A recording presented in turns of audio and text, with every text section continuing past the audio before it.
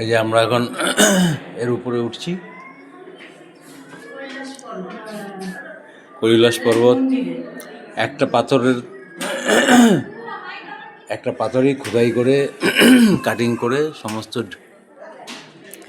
দেবদেবীর মূর্তি প্রতিকৃতি সব বানানো হয়েছে। হ্যাঁ,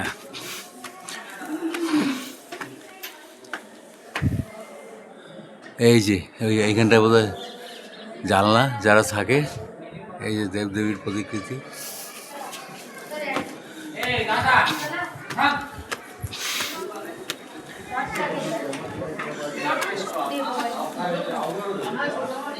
এই যে উপরে আছে ছাদের কারুকার্য।